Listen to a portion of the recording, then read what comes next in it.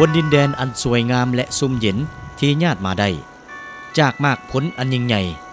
ซึ่งเป็นสัญลักษณ์รวมยอดแห่งประวัติศาสตร์ของภารกิจต่อสู้ปลดปล่อยศาสตร์อันพิราอาหารสันใสของการปฏิวัติลาวก็คือประชาชนลาวที่หักหอมประเทศชาติด้วยวิรกรรมอันล้ำเลิศไสยชนะอันมหัศจรรย์ในประวัติศาสตร์อันลือสื่ออยู่สมรภูมิแห่งนี้ได้ประกอบส่วนปกปักรักษาผู้นำและกำลังการปฏิวัติปลดปล่อยศาสตร์ยึดอำนาจการปกครองในทั่วประเทศมาได้อย่างมีไส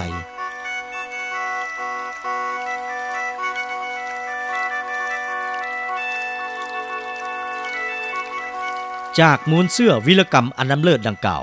จึงกลายเป็นเขตที่มั่นของการปฏิวัติลาวแขวงหัวพันเป็นเมืองบัวหานที่เก่าแก่มาแต่ดึกดำบรรพ์ของอาณาจักรลาวล้านสร้างเคยขนานนามว่าเป็นเมืองเหนือหรือแขวงซ้ำเหนือซึ่งตั้งอยู่ทิศตะวันออกเฉียงเหนือของประเทศลาวมีชายแดนติดกับ3แขวงของประเทศเวียดนามคือแขวงเซนลาแทงหัวและเงอานมีความยาว540กิโลเมตรและติดกับแขวงเสียงขวงหลวงพระบาง260กิโลเมตรมีเนื้อที่ 16,500 กิโลตารเมตรส่วนใหญ่เป็นผู้ดอยกวม90ส่วนห้อยจากผู้สูงสันจึงพาให้เกิดมีสายน้ำน้อยไหลโห้มเข้ากันกลายเป็นห้วยน้ำลำเซต่างๆเช่นแม่น้ำมาน้ำซำน้ำแอดน้ำเนินซึ่งเป็นสายน้ำที่สำคัญเพื่อรอเลี้ยงชีวิตของประชาชนบรรดาเผ่ามาแต่โบราณกาลจนถึงปัจจุบัน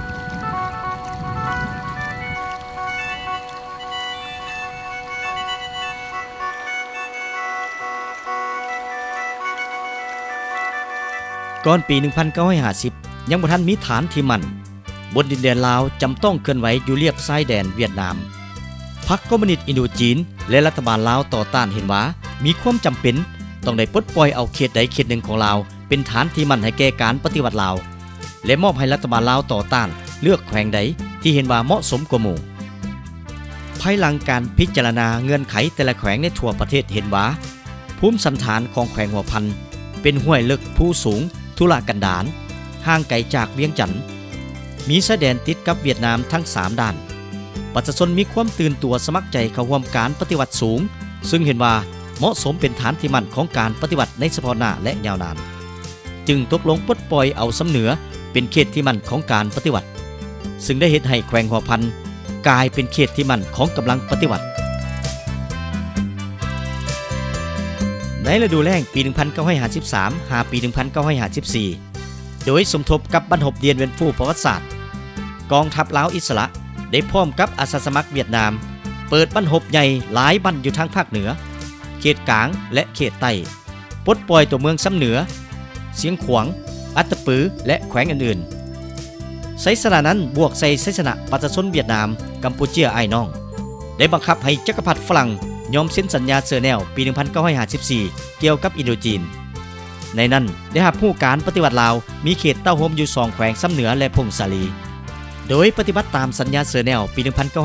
1954 บรรดากำลังประกอบอาวุธปฏิวัติที่แจกจ่ายอยู่ทุกแห่งในทั่วประเทศ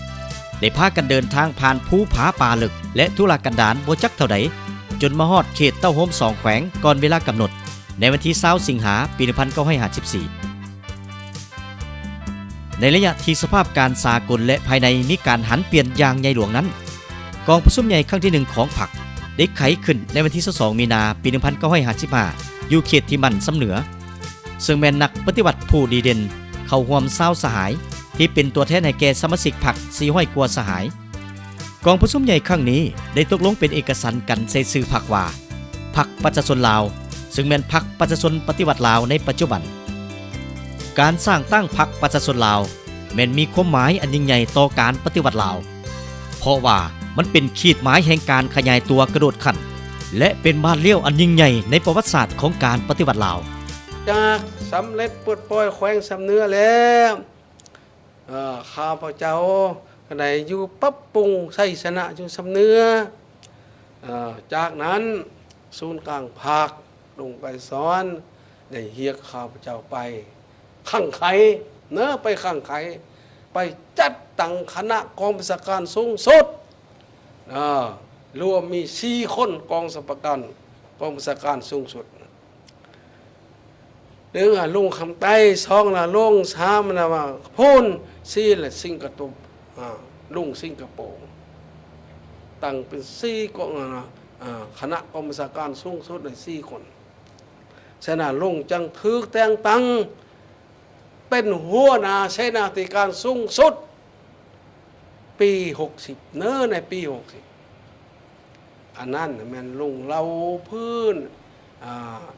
ที่ไรประกอบส่วนการนำผ้าปกปังหักษาแขวงสำเนื้อจนใส่สนะว่าศัตรูอเมริกาเนอะหุ่นเวียงจันทร์จะสอกดับศูนย์กำลังของพวกเราดับศูนย์กำลังของพวกเราถ้าว่าเฮาไปเตาโฮมอยู่แขวงอื่นบ่มีบอนเองบ่มีบอนเองมันจะเป็นบอนที่ว่าสลวงให้มันบุกตีกำลังเฮาจะซึกถึกดับศูนย์ฉะนั้นมีแต่แขวงสำเนื้อเป็นแขวงที่อยู่ห่างไกลนครหลวงเวียงจันทน์เขาเคลื่อนทัพก็ยากซับซ้อนสปันแมนบอลอิงใส่เวียดนามขันบ่มีบอลอิงไว้นะเขาเวียดนามมือช่วยกับบุได้ใดเขาป้าอาหารอาวุธยุทธภัณฑ์ต้องอาศัยเวียดนามได้เฮาจะไปอิงใส่บอลอื่นบ่ได้บ้านนี้อิงใส่พงศนีก็อยู่ห่างไกลเวียงจันทน์เคลื่อนทัพไปมากกว่ายากสปันเฮาแม่ติดกับจีนเด้ต้องอิงซื้อจีนได้ให้จีนช่วยเหลือนะมันจังใดไหนนะได้เลือกเป็นข้างแน่แหละตกลงข้างแน่แหละขั้นบ่มีเอาแขวงเตาโฮมซ่องแขวงสำเนื้อพงศนีพวกเฮาปราศัยตลอดระยะที่กระต่ายกำอำนาจอเมริกาและลูกมือได้ดำเนินนโยบายใช้กำลังฝืนปฏิวัติสมทบการเจรจาและการหันเปลี่ยนโดยสันติเพื่อหวังลบล้างซองแขวงและดับศูนย์กำลังปฏิวัติในทั่วประเทศลึกมากผลของการปฏิวัติอย่างสิ้นเชิงตามคำขวัญสันติภาพเอกราชและถูกต้องปรองดองชาติปฏิบัติสัญญาเซอร์แนลอย่างเคร่งครัดอเมริกาและลูกมือบืนเลิกไปเท่าใดขบวนการต่อสู้ทางด้านการเมืองของมหาชนยิ่งแพร่ลามไปอย่างกว้างขวางและขยายทางด้านคุณภาพเท่านั้นโดยใช้หลายผู้การเห็นให้บทบาทและอิทธิพลของฝ่ายปฏิวัติสูงเด่นขึ้นและเป็นการเผยแผ่ใบหน้าขายซาดและเล่ห์กลอันมืดมนของพวกนิยมอเมริกาอยู่สองแขวงเต้าโฮมถูกกองทหารปัจจุบันปฏิวัติตีทับม่างบันทอนและดับศูนย์ถึง 5,000 กว่าคนพวกเขาคืบหน้าบ่ได้ถอยบ่ได้ล้อท่าแต่การลำเลียงทางอากาศดังนั้นมาฮอดเดือนกันยาปี 1955 กระต่ายจึงสั่งให้ถอนกลับคืนและเขาต้องรับรู้ว่าแผนการบุกโจมตีเข้าซองแขวงของพวกเขาถูกปราศัยอย่างเจ็บแสบ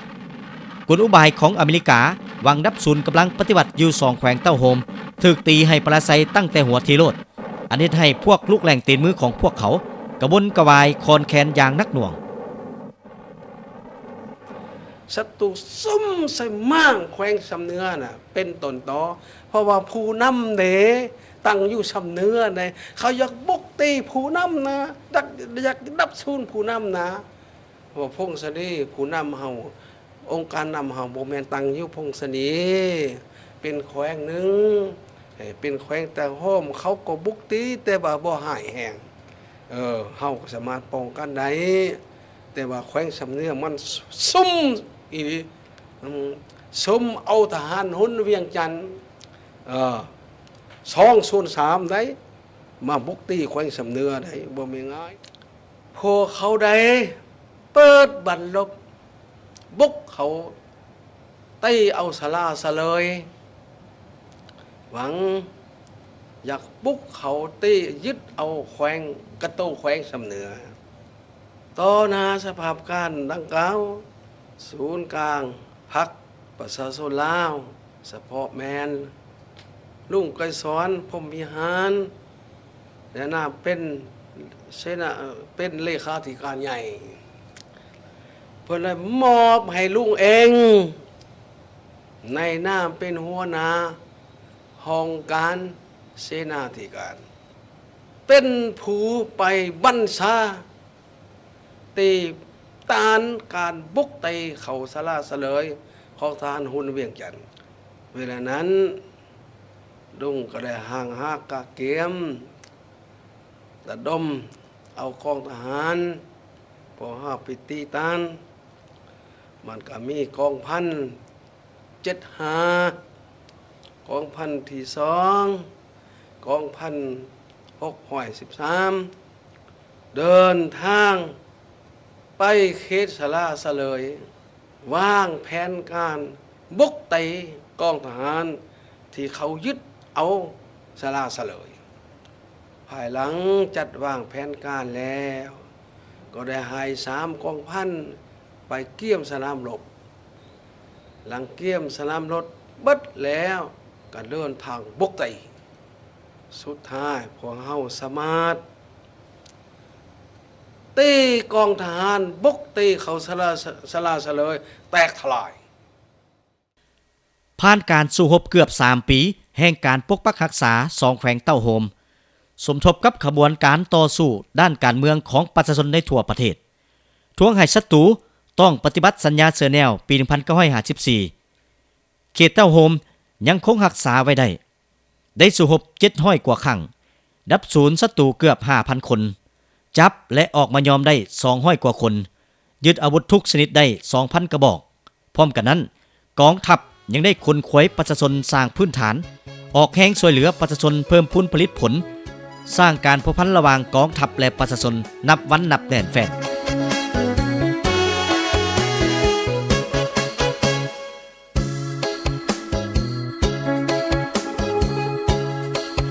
พรรคได้ปลุกลุกขบวนการต่อสู้การเมืองของปวงชน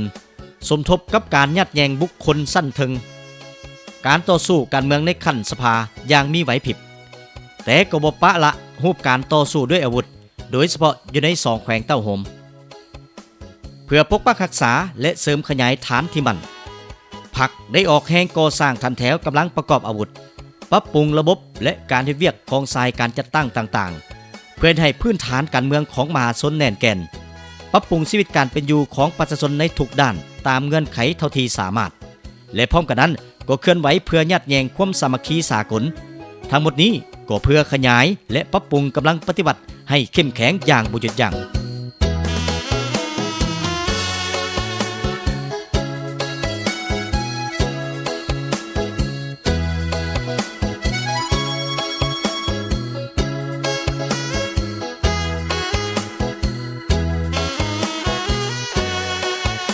ทุกๆการบุกโจมตีของศัตรูเข้าเขตปลดปล่อยในหลายบั้น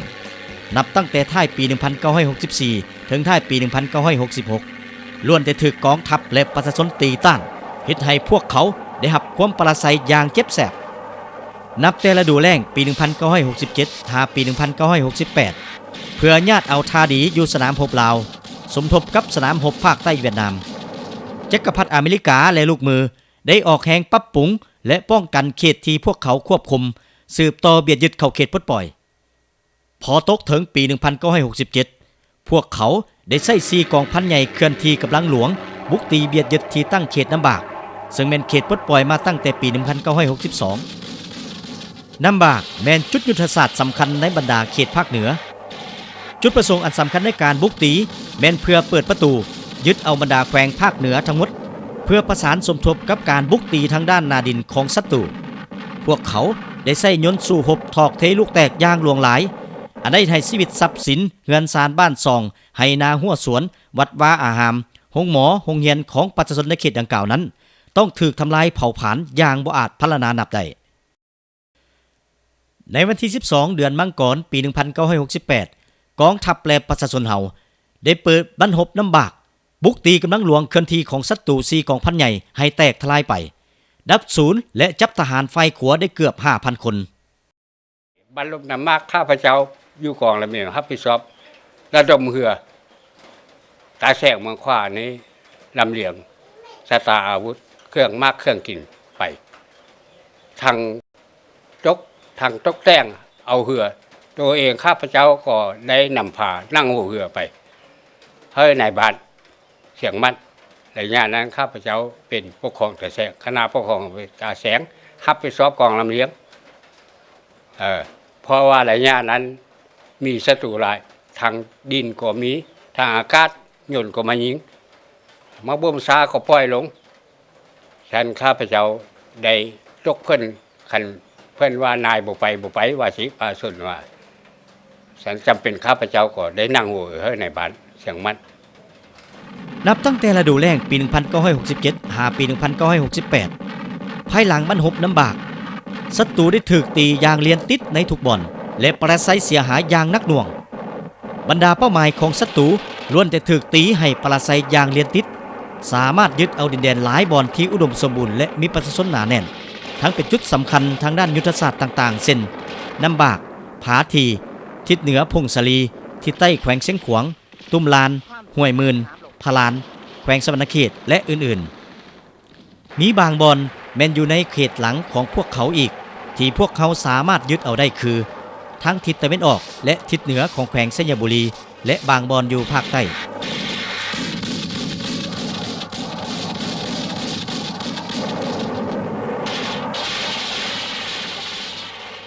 จากสงครามอันโหดร้ายดังกล่าวนั้นมันบ่สามารถทำลายเขตที่มั่นของการปฏิบัติได้ย้อนกำลังแห่งความสามัคคีเป็นจิตหนึ่งใจเดียวกันของปวงชนทั้งชาติความเป็นอันหนึ่งอันเดียวกันของกองทัพและประชาชนลาวบรรดาเผ่าที่ตัดสินใจตีเอาชนะศัตรูผู้โหฬารเพื่อความเป็นเอกราชและอิสรภาพของประเทศชาติเพื่อความอยู่เย็นเป็นสุขของประชาชนโดยเสริมขยายมูลเชื่ออันดีงามของชาติลาวประชาชนลาวบรรดาเผ่าภายใต้การนำพาของพรรคได้เสิร์ชสู่จิตใจหักชาติและลัทธิวิรชนปฏิวัติสามัคคียึดมั่นต่อสู้ทนทานต่อความเสียสละอย่างขนานับบ่ได้ในหลาย10 ปีติดต่อกันบ่ท้อถอยต่อความยุ่งยากใดๆบ่งอเงียงต่อการเสียสละเลือดเนื้อทั้งตีศึกทั้งก่อสร้างและบำรุงเงาพลังในทุกด้านให้แก่การต่อต้านยืดเยื้อยาวนานเฮ็ดให้ทิศนำยิ่งตียิ่งเข้มแข็งและมีไสเรื่อยๆไปจนว่าชัยชนะสมบูรณ์ได้ปรากฏเป็นจริง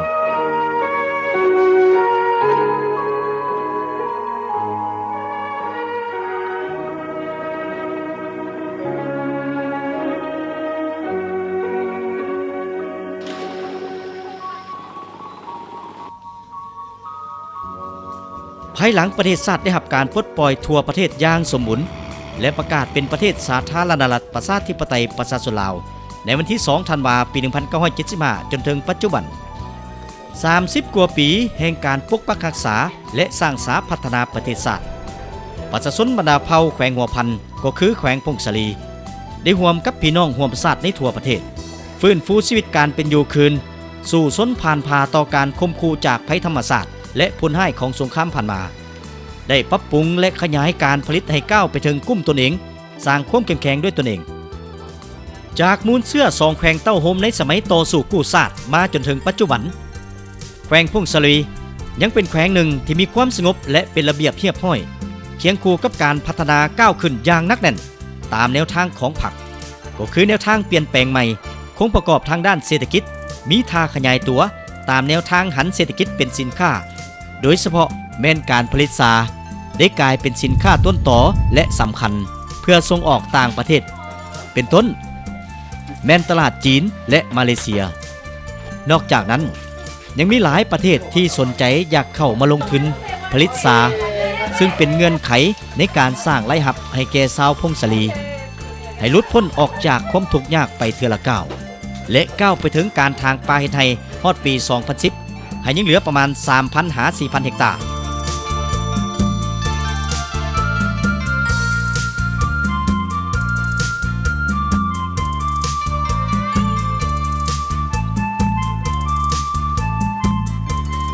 แขวงพงศลีตั้งอยู่เหนือสุดของประเทศลาวมีชายแดนติดกับ2ประเทศคือเวียดนามและจีนทั่วแขวงประกอบมี7ตัวเมือง607บ้านประชาชนส่วนใหญ่แม่นอิงใส่การทางป่าไทยเป็นอาชีพต้นต่อ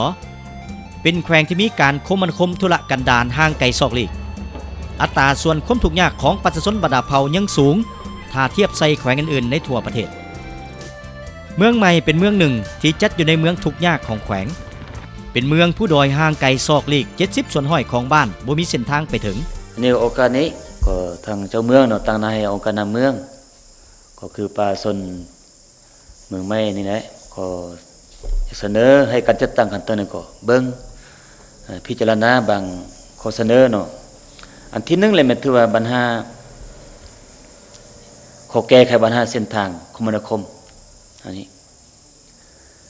ตัวนี้นี่ทางแม่นข้อเสนอแล้วก็ทางแม่นวิธีการแก้ไขของพวกเฮาแล้วอยู่เมืองพวกเฮานี่นะเส้นทางนี้เลยแม่นถือว่าเส้นทางที่1ถือว่าเส้นทางแต่เมืองเลยนะไปหาเขตหัวเมืองนาลำหัวเมืองนาลำอันนี้ก็ผู้ใดก็ฮู้แต่ซื้อหลายคนก็บ่ทันไปทุกไปเทิงอะไรย้อนเส้นทางนี้แหละเนาะและอยู่นี่เขตนี้ก็อุดมสมบูรณ์ที่สุดถ้าพ่อแก้ได้บรรดาเส้นทางและมันบ่เพียงได้แต่ทางด้านเศรษฐกิจได้มันได้ทางการเมืองได้เวียงงานป้องกันชาติป้องกันความสงบทั้งหมดมาติดประกอบอยู่นี่มันคันบ่มีเส้นทางที่ไปเทิงเนี่ยการพัฒนาอยู่เมืองนี่ก็มีคนยุ่งยากหลายอยู่นี่นะอันนี้ป่าสนแต่ละปีก็เสนอปัญหานี้เลยเส้นทางที่2ก็แม่นถือว่าเส้นทางไปเขตจุดซุ่มปักแพเส้นทางปักแพนี้ก็แม่นถือว่าเขตว่าแท้ก็เขตบ้านวิลาสนแค่นี้นะแต่ว่าปัจจุบันนี้ถือว่ายังบ่มีเส้นทางไปเทิงได้คงเขตนี้ก็บ่ทันได้รับการพัฒนาเถือก็อย่าให้มื้อหน้าก็จะเป็นบ่อนท่องเที่ยวผู้ใดก็ถือว่าทางพอฟื้นฟูหมดที่ฐานที่มันของการปฏิวัติอยู่เขตนี้นี่มันถือว่าพอมีแหล่งเป็นแหล่งท่องเที่ยวอีกอยู่ในพื้นฐานของการปฏิวัติมีหลายบ่อนของแขวงแต่ก็ผู้นำการนำของศูนย์กลางก็มาหลายคนของเขตนี้นะมีเหตุการณ์ประวัติศาสตร์ในเมื่อก่อนเส้นทางที่2ระยะไปทางสมพุนนาหลวงนี่อันนี้ก็ไปทางน้ำแต่ว่าน้ำบ่น้ำน้อยบ่สั่งไปแค่นี้นะก็ติดกับเวียดนั่นแหละเพิ่นเวียดนั่นแหละเบิ่งเวียดก็เขาก็มีคนยุ่งยากคือกันแต่เขามีเส้นทางมาถึงแต่ว่าก็มาจุดภูเขาอะไรมันเถื่อบ่สามารถไปถึงอยู่จุดนี้นะก่อนนี้เลยนอกจากนั้นก็เส้นทางระหว่างบ้านต่อบ้านเส้นทางรถจักรอันนี้แหละแก้ไขอันนี้ก็มาอยากเสนอปัญหาอันที่1ปัญหาที่2แม่นถือว่าข้อทุนเลี้ยงสัตว์ใหญ่งัวควายนี่แหละคือเมื่อกี้เสนอมาทุ่งหญ้าสามารถเลี้ยงได้ประมาณ100,000-200,000 ตัวสามารถทุ่งหญ้าอยู่ของเขตนะโดยเฉพาะแล้วมันไปเขตพลไซภูยางบ่ฟินฮ้อบ่เขตหัวเมืองนาลำเขตอันนี้เป็นทุ่งหญ้าที่ว่ากว้างที่สุดนี่อันนี้ เพราะว่าเลี้ยงสัตว์อันนี้ก็ถือว่าอยู่เมืองข้าพเจ้านี่มันถือว่าขายให้เวียดอันนี้ราคาได้ดีที่สุดเนาะงัวควายนี่มันตัวบางตัว10 ล้านดงก็ได้แต่ว่าเฮาขายอยู่ภายในเฮานี่มันสูงสุดก็2-3 ล้าน4 ล้านนี่มันก็บ่เป็นราคาเท่าใดแต่เฮาขายเฮาในต่างประเทศนี่ถือว่าเป็นสินค้าขาออกที่ดีเนาะอันที่3มาแล้วมันถือว่าข้อทุนเดี๋ยวนี้นี่ก่อสร้างชลประทานตามการสำรวจของวิชาการเนี่ยมันถือว่าพอยังมีความสามารถขยายเนื้อที่นาได้ประมาณ300-400 เฮกตาร์ถึงแม้ว่ายังเป็นเมืองที่ทุกข์ยากของแขวงแต่มูลเชื่อความสามัคคีหักแพงช่วยเหลือซึ่งกันและกันมูลเชื่อวีรชนที่ได้ผ่านพาลูกแตกลูกบ่มในสมัยการปฏิวัติปลดปล่อยศาสตร์ก็คือในระยะ2แขวงเต้าโฮมปัจจุบันประชาชนบรรดาเผ่าได้ร่วมแรงกันสร้างชีวิตใหม่ที่สดใสพร้อมกันพัฒนาบ้านเมืองเพื่อให้หลุดพ้นออกจากความทุกข์ยากเทื่อละก้าวตามแนวทางของพรรคที่วางไว้ให้ปรากฏผลเป็นจริง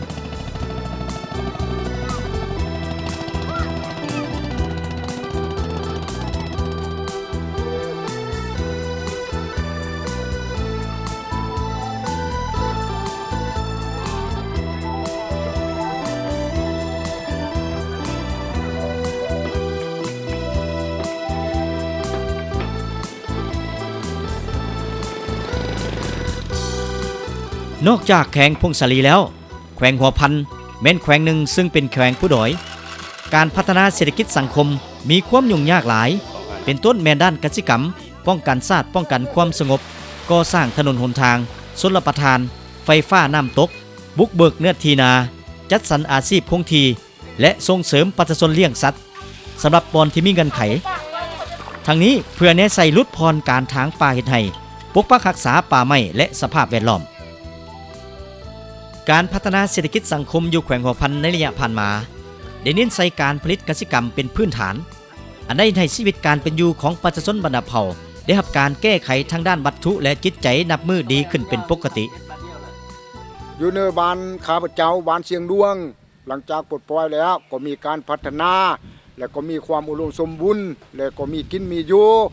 มีไฟฟ้ามีถนนหนทางมีสุนทรประทาน แล้วก็มีความสะดวกสบายหลายและขอขอบเจอตอนนั้น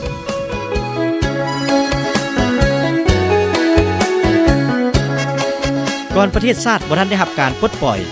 เพื่อนซานบ้านซองยังเหลือจากสงครามทำลายบ่พอเท่าใดหลังแต่มาฮอดปัจจุบันแขวงหัวพันได้มีการสร้างสาพัฒนาด้วยจังหวะการขยายตัวอย่างไวว่าปรับปรุงและขยายการผลิตให้ก้าวไปถึงกลุ่มตนเองสร้างความเข้มแข็งด้วยตนเอง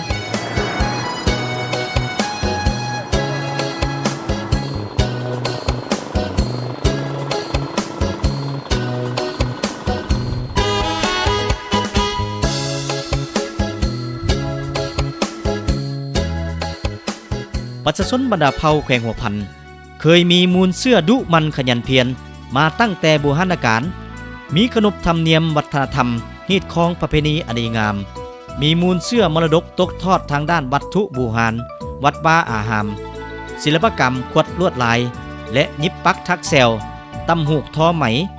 อันเป็นเอกลักษณ์เฉพาะของประชาชนบรรดาเผ่า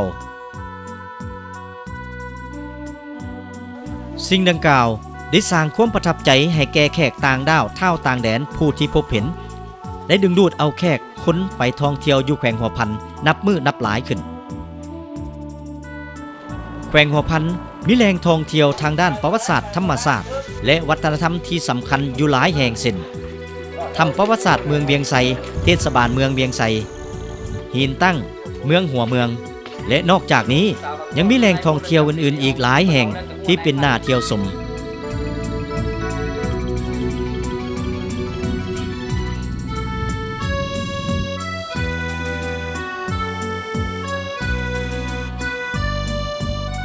สิ่งที่พ้นเด่นอีกอันหนึ่งแม่นการตำผ้าท่อไหมของแม่หญิงซ้ำเหนือซึ่งได้แสดงถึงภาพที่เป็นสัญลักษณ์อันโดดเด่นของประเพณีลาวจากการตำผ้าท่อไหมของผู้หญิงเหล่านี้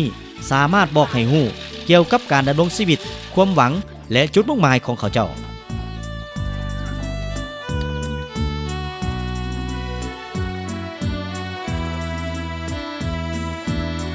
50 ปีก่อนนี้ความงามและศิลปะการตำหูกท่อไหมของประเทศลาว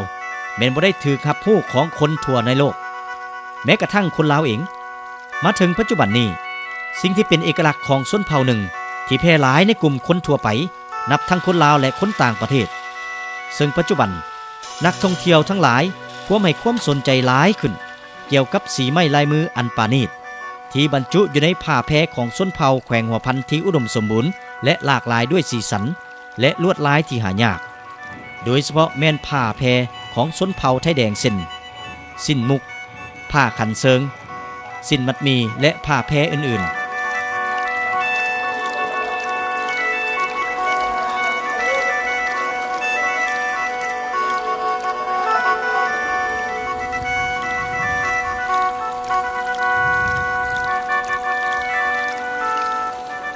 ภายใต้การนำผ้าอันสลัดซองใสและประดิษฐ์สร้างของผักประชาชนลาวบรรดาเผ่าก็คือประชาชนแขวงหัวพันได้พร้อมกันพัฒนาดินแดนประวัติศาสตร์ที่ลือสื่อดินแดนแห่งเขตที่มั่นของการปฏิวัติลาวได้เพิ่มทวีความสามัคคีเป็นปึกแผ่นแน่นหนา